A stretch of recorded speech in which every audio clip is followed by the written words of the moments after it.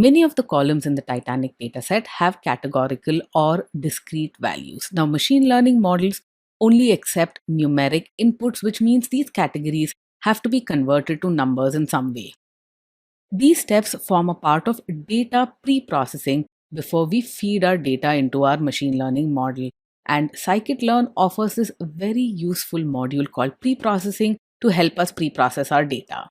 The first kind of pre-processing we'll perform is to label encode certain categorical values. For this, we'll use the preprocessing.label encoder object in scikit-learn. The label encoder is what we use to convert categorical values to ordered integer values to feed into our ML algorithms. Now, there are different ways to convert categorical or discrete values to numeric form to use for machine learning, and the method you choose will depend to some extent on what the categories represent. The label encoder is typically used with ordinal data where the categories have an inherent order. For example, a t-shirt category that says small, medium, large will be label encoded because small should have a lower numeric value than large.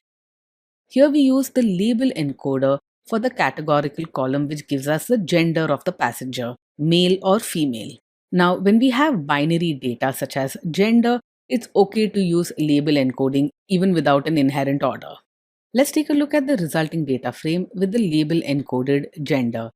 The 0 value represents a female, 1 represents male. We've replaced the original categorical encoded values in this column with numeric values. The classes underscore field in the label encoding object will give you the original categorical values that were label encoded. Here you can see that the genders female and male were label encoded. The order of the classes here correspond to the numbers associated with these classes. Female is equal to 0.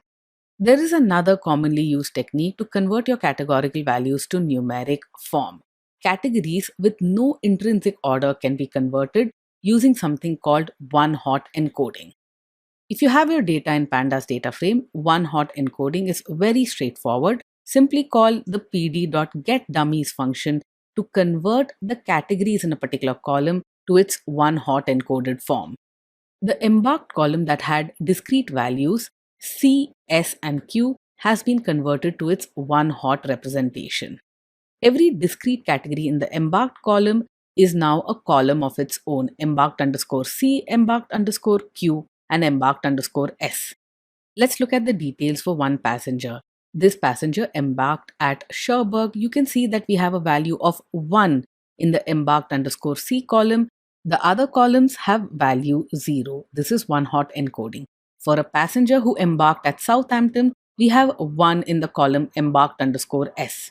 Now that I have this data set up in the form that I want to use for my ML model, I'm going to shuffle the records in this data set and save it out as a CSV file. I perform this shuffle by invoking the sample function in my data frame. Frac is equal to 1 returns all of the original records. So I don't want a subset, I want the entire data set. Reset index will reset the indices of the records and we'll drop the original indices. That's what drop is equal to true says.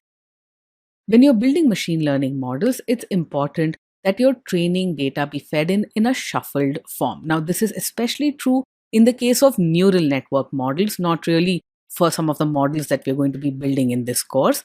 Shuffling your training data ensures that your ML model doesn't inadvertently pick up patterns in the ordering of your data set.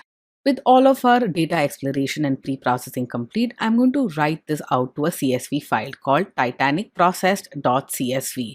I'm not going to include indices from this data frame. That's why index is false.